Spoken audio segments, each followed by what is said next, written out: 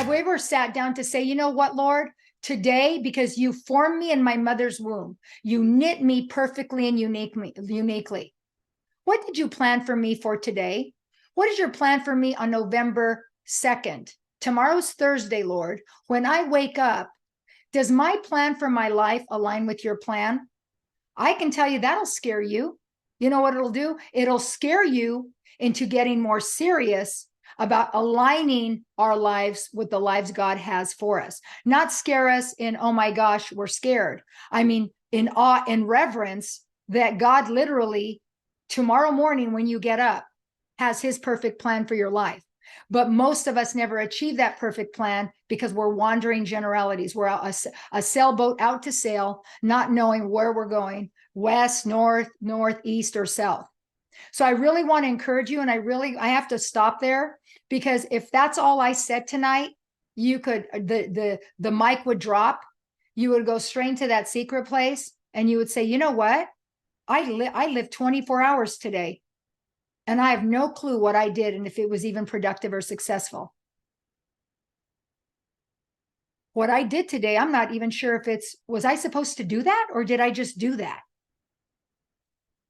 I'm going to sit here for a second and let you really think on that, because sometimes we get so much teaching that it's like water on a dry plant. It doesn't saturate. It kind of just bounces off. You know, when a plant is really parched and you water it and it just spreads out everywhere because it doesn't go deep.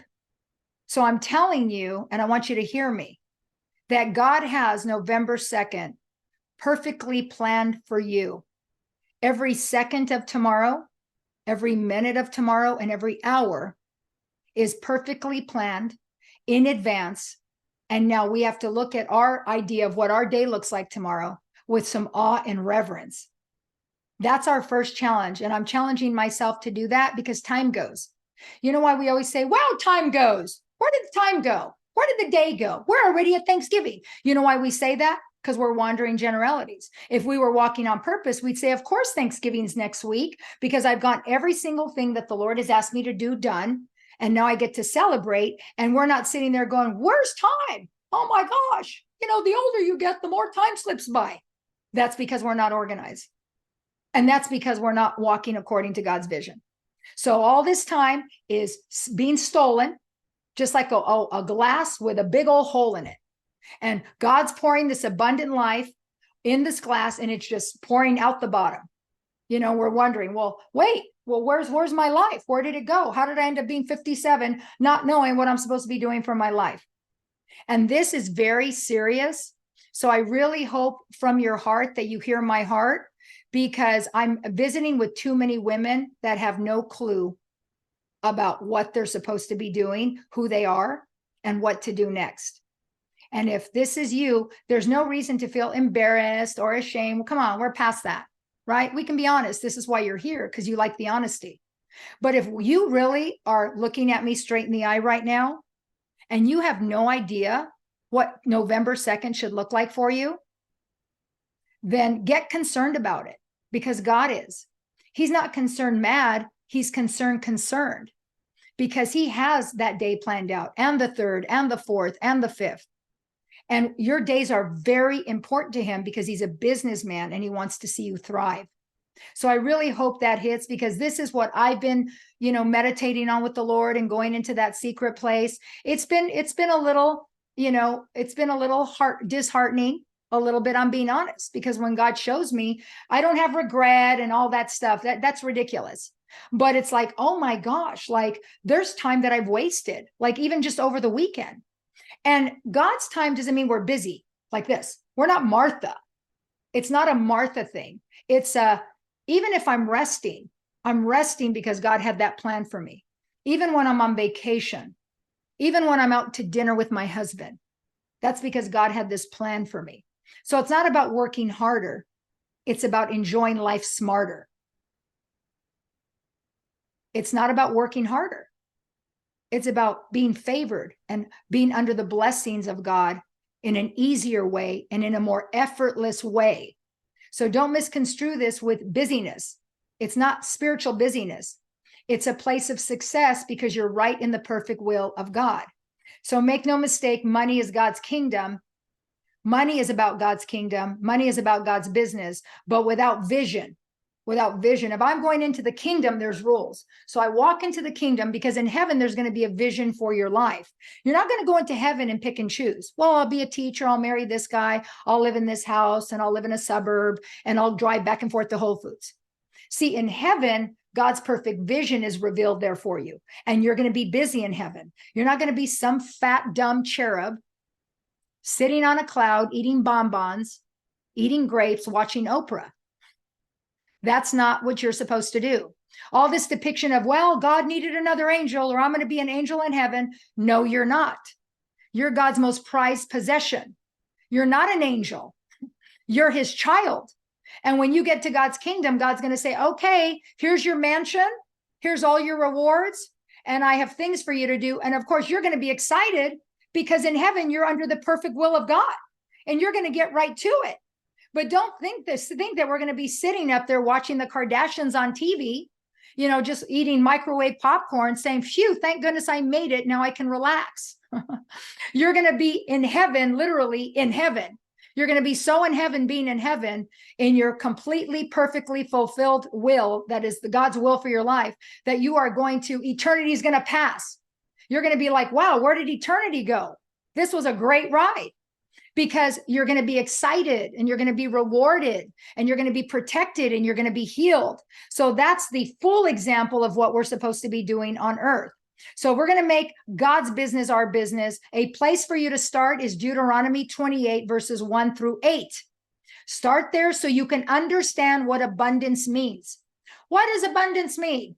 Go there. It's in the Old Testament.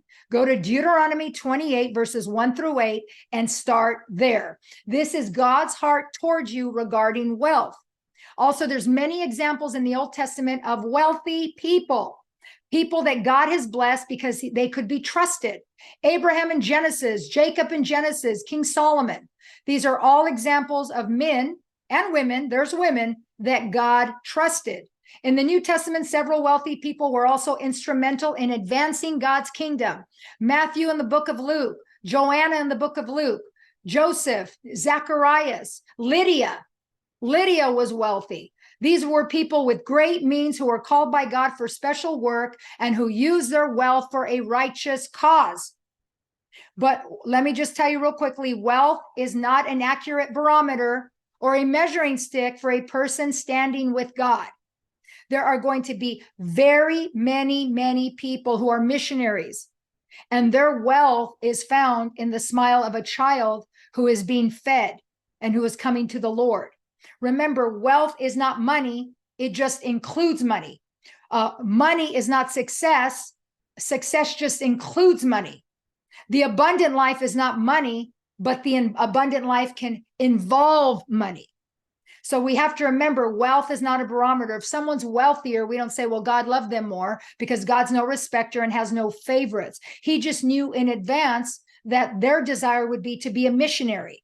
And he will provide all of their needs, but they might be living in a tent on a small little island in the Congo and consider themselves to be the wealthiest person in the world, kind of like that heart of Mother Teresa, who just sacrificed her life through her own autobiography of understanding what true wealth was for her. So understand that wealth doesn't have to do with money. So we don't have to feel bad about not having money. It's just that money is a tool and a resource for us to be able to do more for the kingdom. And let's say you're a missionary and your life's not about accumulating wealth. Well, God's going to provide because he's your banker.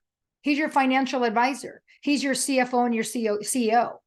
So you're not sitting there saying, well, if I want to be a missionary or if I want to go do this or do that, if God has called you to do that and you're under his perfect will, he provides every resource you need.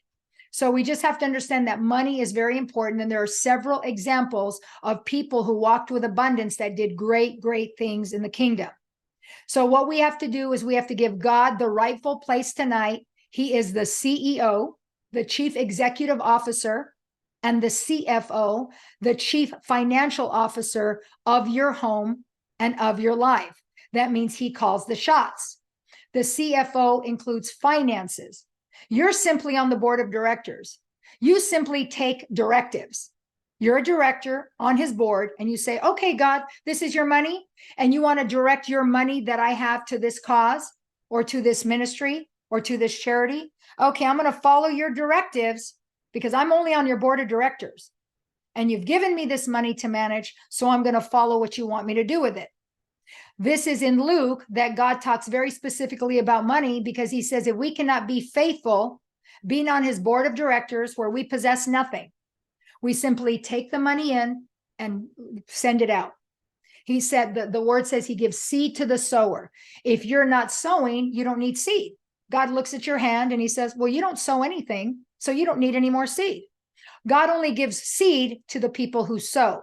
No sowing, you don't need seed. That's just common sense. If I have a bunch of seed, I don't need any more seed. If I have a surplus of seed, I don't need seed. But if I'm continuing to give and give and give, understanding that it's his money operating through me, I'm the board of directors with a directive, and I simply sow that money out and give that money out, then he says, wow, I need to give her a lot more money. And then God will give us money for our enjoyment also. He'll give us money for a bigger home, a nicer home, college education for the kids, education, business ideas. Because if we can be faithful in the least of these things is money. God said, if you want to understand the way my kingdom works, I'm going to give you one parable. One parable. He said, listen to this parable, because this is the way the entire kingdom works. I'm going to give you one principle for abundance. If I can trust you in the least of these things, meaning money, in that scripture in Luke, it all refers to money only. And money, because it's our heart. It's our heart. Our heart is attached to money. So he says, if I can trust you with money, the least of these things, and know where your heart is centered regarding these things, now I will feel confident and comfortable giving you more ownership or more rule over a larger territory, making a larger impact. But he tests us with money first, because he knows how tight to the chest we become about money. So when we allow God to be the CFO and the CEO, meaning every morning I get up and I'm like, okay, chief, all right, you're the CEO of my day. You're the chief executive officer of every move I make, and you're the chief financial officer. What are we doing today? Then God starts writing out his plan and getting all those pieces of sand, all those thoughts he has. And then I wake up, and that's when I have my most productive day. How many of you don't have as many productive days as you would like? It's because God is not our CEO and our CFO. That's what happens.